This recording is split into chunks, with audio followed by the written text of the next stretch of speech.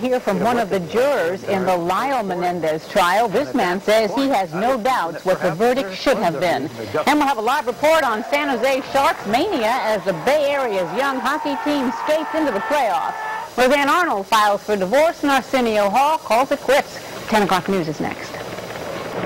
Former President Richard Nixon suffered a stroke at his home in New Jersey tonight.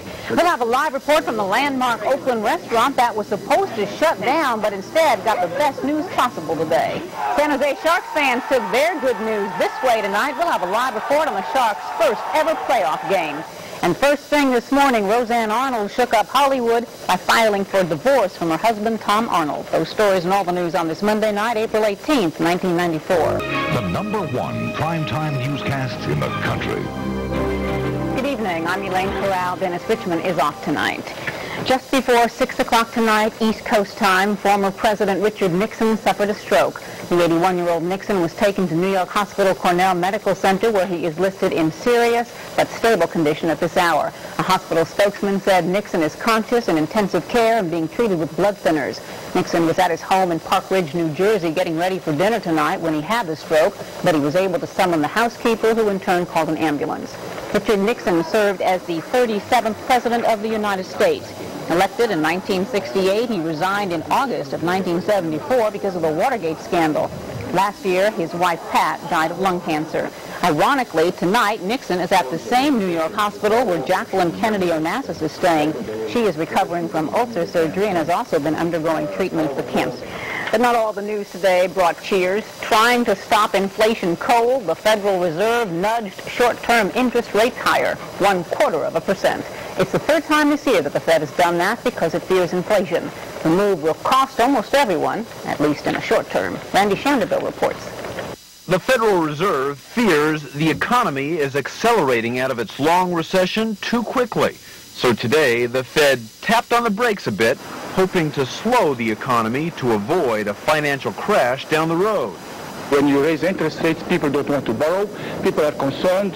Businesses are concerned about expansion, so they hold back. And so that slows down the economy very, very naturally. Today's move is bad news for people looking for homes. Just 6 months ago, they could have found mortgage rates at 25-year lows, under 7%.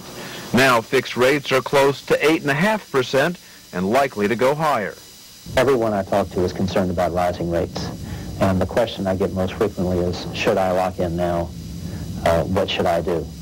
And our general recommendation is, if you're going to buy in the next 60 to 90 days, we suggest they lock in a rate now. If the banking industry raises its prime lending rate, and at least one bank has already moved, that will have the effect of raising the rate on home equity lines and certain other types of lending. Interest rates on credit cards are not likely to go up, but auto loan rates could creep up, and the cost of leasing a car should go up too. In the short run, people will be paying more in terms of interest costs, and in the long run, we'll have a healthier economy. The theory being this will prevent unacceptable inflation. The Fed's move today could also affect the way people invest their money. Slightly higher interest rates mean slightly better returns on money market funds and CDs. When safe conservative investments such as those become... In Oakland today, someone came to the rescue of a city landmark and institution. It appears the Merritt Restaurant and Bakery have been saved from closing, and the news was cause for celebration by employees and customers alike. John Fowler is there with a live report. John. Thanks, Elaine. They're happy here tonight at the Merritt. It's been a fixture about a block off Lake Merritt for the last 42 years and serving a surprisingly broad area. The food is basic, portions big, customers fiercely loyal. But thinning profits had owner Walter Harmon on the ropes till today. A signed deal will keep the Merritt open, and its 100 employees will keep their jobs. It works out real good, and I'm happy because my employees, I don't have to find them jobs. The Merritt is the Merritt, and I think that the people have told us all, hey, don't change the Merritt, it's fine. Everything is done here from scratch. It's kind of like home cooking. I've been coming here about 40 years now, I think. 80-year-old Carolyn McDaniel and her 91-year-old boyfriend, Roy Lovgren, redefine restaurant regulars. My neighbors and all of us, we've been sort of upset about it closing. We'd be lost about it.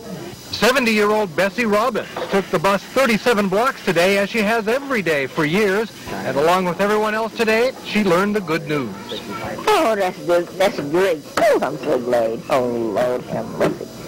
Don't have to go way to San Francisco to get a good meal. We have good rapport with the customers. They're just like family to us. We know them by name. We know what they want when they come in the door almost. The bakery also stays with its cakes, cookies, pies, and more that have reached legendary status. Is that your favorite? Merritt's popular takeout should remain unchanged. But new owner Kevin Kim, an Oakland real estate developer, will make his mark during the 6-month transition. And I agreed to stay on for nothing, basically, to make sure the transition was done properly. And but he has a lot of neat ideas. He's going to put in cappuccinos, espressos, and now the city has committed themselves to some projects here to add some light in this area, widen the street, maybe take out some parking meters, make the Merritt more visible. So they've agreed to help also. Harmon did not disclose the exact amount of the sale, but did say he took a lower offer than he had been offered as long as he got the promise to keep the restaurant basically unchanged. I can't tell you how many people have stopped by here to ask if the Merritt will be saved. If even half those people walk in and get dinners, the restaurant will be in the black in no time. Elaine? John Fowler, live in Oakland.